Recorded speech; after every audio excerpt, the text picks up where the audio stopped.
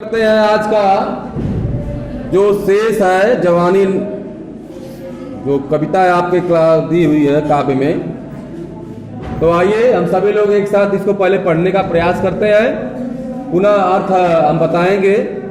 और ये वीडियो भी तैयार हो रही है, यदि अच्छा लगा तो इस वीडियो को भी आप लोग देखिएगा। चैनल का नाम मेरे नाम से है राजेश सर, SSIC हिंदी की पाठशाला। SSIC मैंने इसलिए लगा दिया, सही शिव शंकर इंटर कॉलेज, और हिंदी की पाठशाला चूंकि मैं हिंदी का टीचर हूँ। मेरा नाम राजेश सर। सीधे आप अगर खोजना चाहेंगे तो YouTube पे जाइए और सर्च करेंगे, आपको मिल जाएगा। तो आइए चलते हैं हम लोग बिना देरी किए। क्वालिटी आपकी अच्छी हो पढ़ाई की तो निश्चित है कि आप वीडियो में भी लोग इसको ज़्यादा लाइक करेंगे, पसंद करेंगे।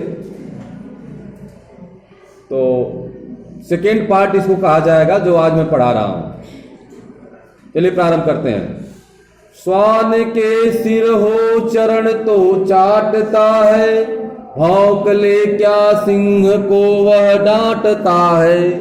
रोटियां खाई किया साहस खो चुका है, प्राणी हो पर प्राण से वह जा चुका है। तू न खेलो ग्राम सिंहों में भवानी, विश्व का अभिमान मस्तानी जवानी। ए न मग है तव चरण की रेखियां है, बल दिशा की अमर देखा देखियां है। विश्व पर पद से लिखे कृति लेख है ये, धरा तीर्थों की दिशा की मेख है ये। प्राण रेखा खींच दे उठ बोल रानी, री मरण के मोल की चढ़ती जवानी। आइए इसको समझते हैं। आप लोग वीडियो पर ध्यान न दीजिए कि कैसे बन रहा है, क्या हो रहा है। आप पढ़ाई पर ध्यान दीजिए, आवश्यक जो है उस पर। देखिए कवि कहता है कि स्वान के सिर हो चरण तो चाटता है। स्वान माने कुत्ता। कुत्ते के पास भी सिर होता है, लेकिन वह चाटुकारिता करने में, चरण चाटने में, यानी अपनी स्वामी भक्ति के आगे अपने स्वाभिमान को खो देता है। स्वामी भक्ति में अपने स्वाभिमान को खो देता है। और जो व्यक्ति अपने स्वाभिमान को खो देता है वह ठीक उसी प्रकार स्वान हो जाता है, अर्थात चाटुकारिता करना, कुछ टुकड़ों के लिए दूसरों की वाहवाही करना। यहाँ पे कभी कुत्ते का इसलिए उदाहरण दिया है, लिखा है आगे कि स्वान के सिर हो चरण तो चाटता। क्या कुत्ते के पास सिर है तो वह भी स्वाभिमानी है? नहीं। अगर वह चरण चाटता है, दूसरों के लिए चाटुकारिता करता है, तो वह अपना सम्मान खो चुका है। यदि वह किसी सिंह को, लिखा है कि भौंक ले क्या सिंह को वह डांटता है। अगर वह भौंक रहा है तो क्या वह शेर को डांट रहा है? अर्थात नहीं। कौन? आगे लिखता है कि रोटियां खाई कि साहस खो चुका है, प्राणी हो पर प्राण से वह जा चुका है। अगर उसने स्वामी भक्ति में किसी का गुणगान करने में, किसी का प्रशंसा करके, किसी के लिए अगर वह उसके बदले अन्न पाता है, रोटी खाता है, तो निश्चित है कि वह अपना स्वाभिमान खो चुका है। अर्थात यदि आप किसी का बड़ाई बता करके, आप किसी की चाटुकारिता करके आप ऐसा काम करते हैं, तो आप निश्चित है कि अपना जो स्वाभिमान है, खुद का जो सम्मान है, उसे आप खो चुके हैं। आगे लिखा है कि तुम न खेलो ग्राम सिंहों में भवानी। कभी कहता भवानी शब्द का प्रयोग यहाँ क्यों किया गया है? ध्यान दीजिए, भवानी लिखा हुआ है। भवानी माने क्या होता है? भवानी शब्द का प्रयोग माँ दुर्गा के लिए किया गया है। अब माँ दुर्गा को आदि शक्ति भी कहा जाता है। आदि शक्ति यानी आप शक्ति के भंडार हो। हे जवानी, आपके अंदर दुर्गा जैसी शक्ति है। इस दुर्गा जैसी शक्ति को आप ग्राम सिंह न बनो, अर्थात आपस में लड़ करके अपनी शक्ति को मत खोइए। आप गांव के सिंह मत बनिए, अर्थात स्वान का कार्य न करिए। विश्व की अभिमान मस्तानी जवानी। हे युवाओं, आप विश्व का अभिमान हो। अभिमान माने सम्मान हो, और आपके अंदर जो युवापन है वह विश्व का वो नया आयाम देने वाला है। इसलिए आप ग्राम सिंहों में अपने युवापन को मत गंवाओ। आगे आइए, आगे लिखा है कि ए न मग है तव चरण की रेखियां हैं। अब यहां देखिए पैराग्राफ थोड़ा सा अर्थ को लेखक और मन से समझाना चाह रहा है। आपके पहले जितने भी युवा आए, जैसे सरदार भगत सिंह, सरदार भगत सिंह का नाम सुने हैं? आपकी ही उम्र में, जितनी आपकी उम्र है 12, 13 साल, 14 साल, इसी उम्र में उन्होंने अपने प्राणों की आहुति दे दी। किसके लिए? देश प्रेम के लिए। आज उन्हें हम याद करते हैं। अगर वह ऐसा नहीं करते तो क्या हम उन्हें याद करते? लेकिन एक युवा क्रांतिकारी वीर के रूप में अगर कोई याद किया जाता है तो सरदार भगत सिंह को याद किया जाता है। तो यहां कब कह रहा है कि ए न मग है तव चरण की रेखियां, तब यानी ये रास्ता नहीं है जो आप काम कर रहे हो, जो आप जिस पर चलने की कोशिश कर रहे हो, जो आप सोच रहे हो बनने की। ऐसा नहीं कि ये एक आम रास्ता है। इसके पहले यानी आपसे पहले तमाम महापुरुष, तमाम युवा शक्ति इस रेखा से यानी इस रास्ते से गुजर चुके हैं। बल दिशा की अमर देखा देखियां है। बल दिशा क्यों लिखा हुआ है? ये देखा देखियां यानी एक दूसरे को देख करके हमारे आने वाले जो लोग हैं वह आगे बढ़े, ऐसा सोच करके जो युवाओं ने अपना त्याग दिया, अपनी मातृभूमि पर अपना शीश चढ़ाया, जिन युवाओं ने अच्छे कार्य किए, वह कह रहा है कभी कि यह एक अमर दिशा है जहां पर बलि दिशा है, अर्थात आपसे पहले अनेक युवा इस दिशा से गुजर चुके हैं। विश्व पर पद से लिखे कृतलेख हैं। किताब में भी देखते रहिए आप लोग। विश्व पर पद से लिखे यानी विश्व के ऊपर अपने पद से, अपने पैरों से लिखे गए कृतलेख हैं। कर्मों का लेख, कृत माने क्या होता है? कर्म होता है। कर्मों का यह लेख है। विश्व के ऊपर अपने कर्म से लिखे हुए यह बड़े ही प्रेरणादायक लेख हैं। आइए आगे बढ़ते हैं थोड़ा सा।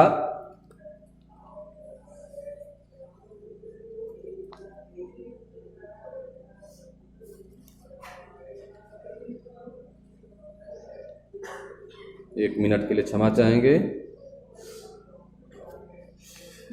लिखा है कृतलेख है ये, यानी विश्व पटल पर लिखे हुए अपने पद से।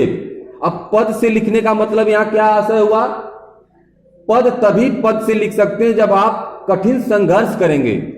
जब कठिन संघर्ष करेंगे तो आपको कठिन यात्रा भी करनी पड़ेगी, संघर्ष रूपी यात्रा।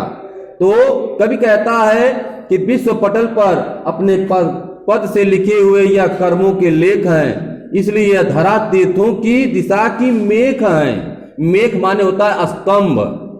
धर्म की, जैसे धर्म तीर्थ, लोग तीर्थ पर जब जाते हैं तीर्थ स्थानों पे तो कहीं ना कहीं एक केंद्र बिंदु होता है, भाई वहां जाना है। जैसे अगर आपको वाराणसी जाना है तो आप काशी विश्वनाथ जाते हैं। आप भगवान शिव के उपासक हैं, यदि आपको मन किया कि नहीं हमको वाराणसी जाना है, काशी विश्वनाथ दर्शन करना है, तो वह एक क्या है? स्तंभ है। तो कभी यहां कह रहा है कि धरती पर यह कर्म रूपी तीर्थों के स्तंभ है। कौन? जिन्होंने इस दिशा में अपने कर्मों से बलि प्रदान किया, अर्थात इस दिशा को अपना आलोकित किया।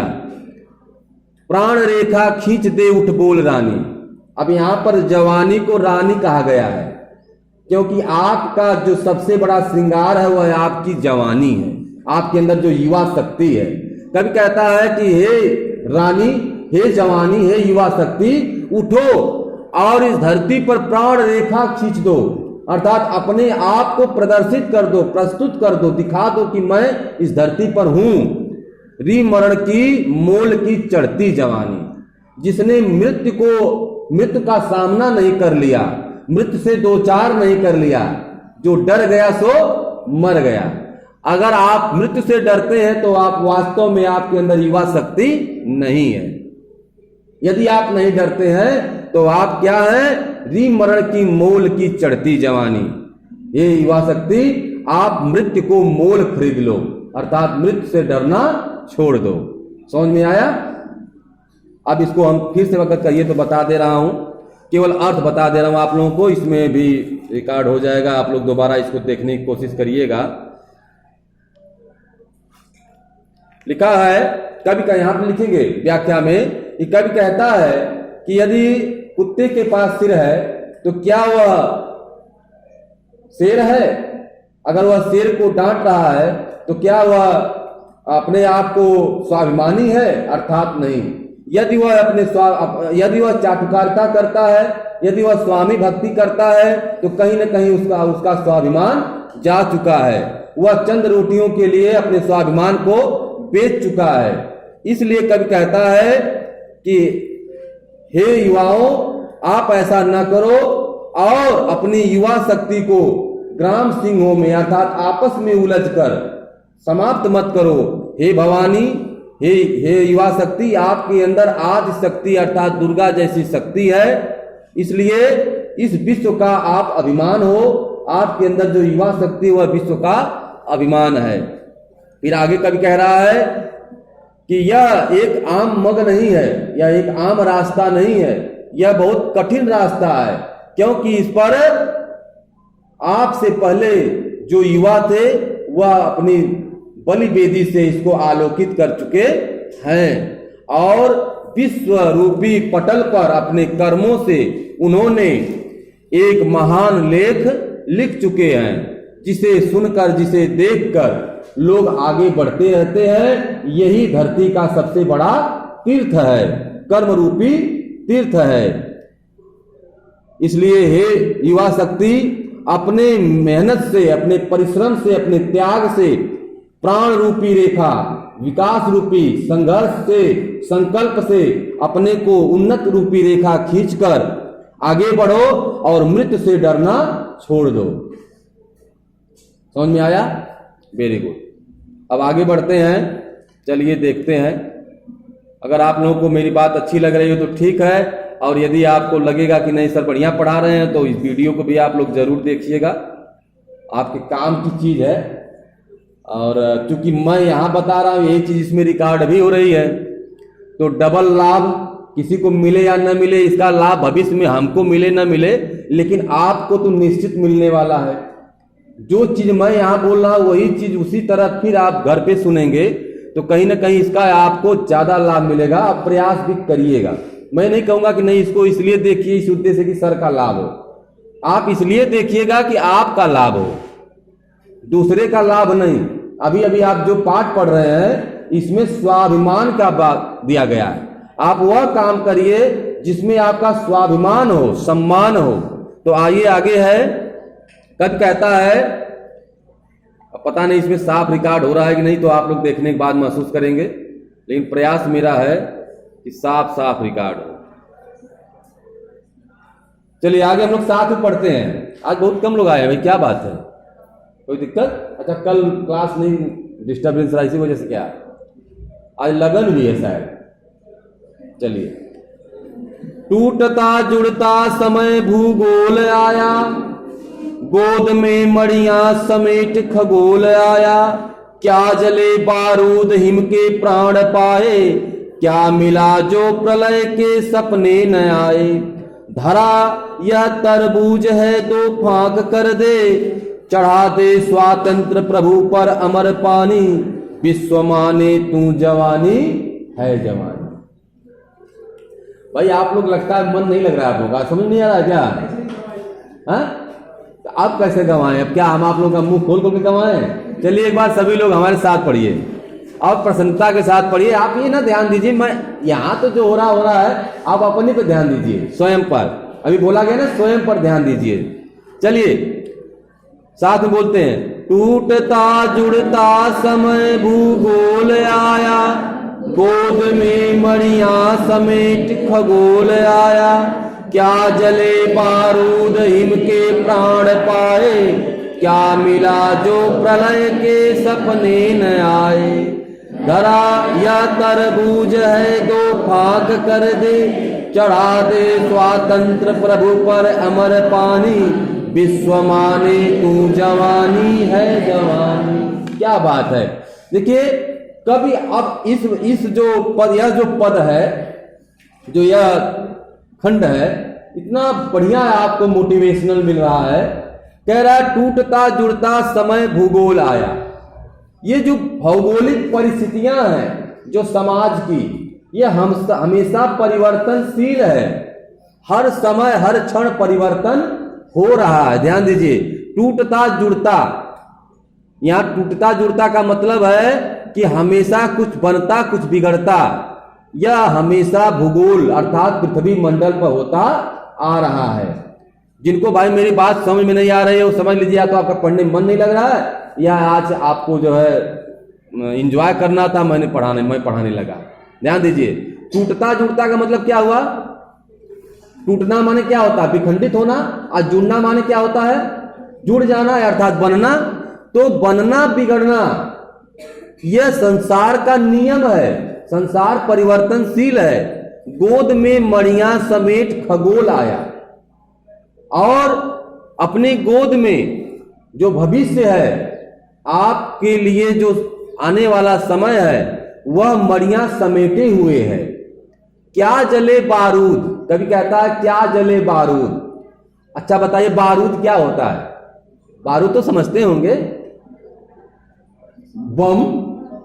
अब बम फूटे और उसकी आवाज न आए तो मतलब क्या है? अगर आपके अंदर युवा शक्ति है और आपका कुछ कोई पता न चले, आप जन्म लिए और क्या हुआ, आपका क्या हुआ क्या नहीं पता न चले आपके बारे में, तो समझिए आप क्या हैं? बारूद हैं? नहीं, आप उसके नीचे लिखा हुआ हिम है। क्या है? हिम है। ऊपर लिखा है कि क्या जले बारूद हिम के प्राण पाए। यदि बारूद जले भी, देखो भाई मन से पढ़ो, आपके काम की चीज है। ये हो सकता है कि आपके हाई स्कूल बोर्ड एग्जाम में आ जाए, तो जितना बढ़िया मुंह बना के पढ़ रहे उतना बढ़िया मुंह बना के आपको नंबर भी मिलेंगे और मास्टर साहब ही नंबर देंगे। इसलिए मन लगाइए। कह रहा है कभी कि जैसे अगर आपके अंदर तेज है, यानी बारूद रूपी अग्नि है, और आप वह बारूद रूपी अग्नि ऐसी जल रही है कि बर्फ भी न पिघल पाए, तो अर्थात आप बर्फ को क्या मिल रहा है? प्राण मिल रहा है। जैसे कहने का यहां आशा देखिए, 2 लाइन में कितनी बड़ी बात कवि कह रहा है कि क्या जले बारूद हिम के प्राण पाए। यदि बारूद जला और हिम अपने आप अपने स्थान पर उसी प्रकार है, उसका कोई नुकसान नहीं हुआ, क्या मिला जो प्रलय के सपने ना आए। अगली लाइन, तीसरी लाइन ध्यान दीजिए, कब कहता है कि क्या मिला है। कह रहे हैं वीडियो बना रहे हैं, मत ऐसा करो कि कम से कम बोलना पड़े, लेकिन क्या करोगे, समझ में तो आएगा नहीं। मुस्कुरा रहे हो ऐसे जैसे लग रहा है कि गालो ससुरारी है। पढ़ा रहे हैं तो ध्यान से सुनना चाहिए, तो ऐसे पढ़ रहे हैं जैसे लग रहा है कि you are a not student, तुम विद्यार्थी नहीं हो। तो सब सुनेंगे, याद रखना। ये वीडियो जब जब देखोगे ना, तुम्हें याद आएगा कि मैं सर ने तुम्हीं को बोला है। कितना महत्वपूर्ण बात कभी लिखा है, ये नहीं आप सुन रहे हो कि देखिए लिखा है कि क्या मिला जो प्रलय के सपने न आए। यदि आपके अंदर वह ऊर्जा वह शक्ति है, और यदि आपने कोई प्रलय नहीं किया। प्रलय माने क्या होता है? जब भी प्रलय आता है तो परिवर्तन होता है। प्रलय आता है तो परिवर्तन आता है। अरे भाई यहां तो कोई चीज बनी है टूट जाएगी प्रलय आने पर, तो कभी यहां समझाने की कोशिश कर रहा है प्रलय के माध्यम से कि क्या हुआ, आपको क्या मिला। यदि आपके जीवन में कोई प्रलय नहीं आया, कोई परिवर्तन नहीं आया, आप युवा हुए फिर बूढ़े हो गए, कोई परिवर्तन नहीं आप कर पाए।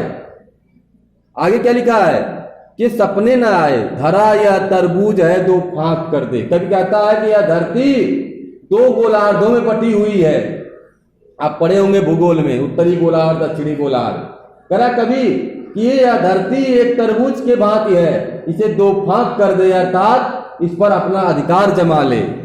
अधिकार जमाने का आशय मैंने बता दिया मैं पूर्ववत कि अपने कार्यों से, इस जीवन से, अपने कार्य के माध्यम से सभी के दिलों में सम्मान प्राप्त कर लो, अर्थात सबको अपना बना लो। आगे देखिए, लास्ट वाला 2 लाइन है। अभी समय है ना? समय है कि नहीं? कितना बज रहा है? रिकॉर्डिंग मैं कर रहा हूं, मुंह आप लोग बनाए हुए एकदम ऐसे। आप लोगों का चेहरा तो और भी सीरियसली होना चाहिए कि सर मुझे यहां भी बता रहे हैं और इसको जो है मैं बाद में देखने का मुझे मौका भी मिलेगा। चलिए, चढ़ाते स्वातंत्र प्रभु पर अमर पानी। कवि कह रहा है स्वातंत्र प्रभु। स्वातंत्र प्रभु माने क्या होता है? स्वतंत्रता रूपी ईश्वर। अपने स्वतंत्रता रूपी ईश्वर पर अपना अमर पानी चढ़ा दो, अमृत रूपी पानी चढ़ा दो। कवि कहता है कि हे युवाओं, अपनी स्वतंत्रता रूपी शक्ति पर, देवता ईश्वर पर अपना अमृत का पानी चढ़ा दो, जिससे विश्व माने कि तुम युवा हो, तुम जवान हो, तुम्हारे अंदर आत्मशक्ति, आत्मसम्मान छिपा हुआ है। समझ में आया? बहुत बहुत धन्यवाद आप लोगों का। आज के लिए इतना ही। अगर आप और पढ़ना चाहेंगे तो अभी मैं ऑफलाइन बता देता हूं।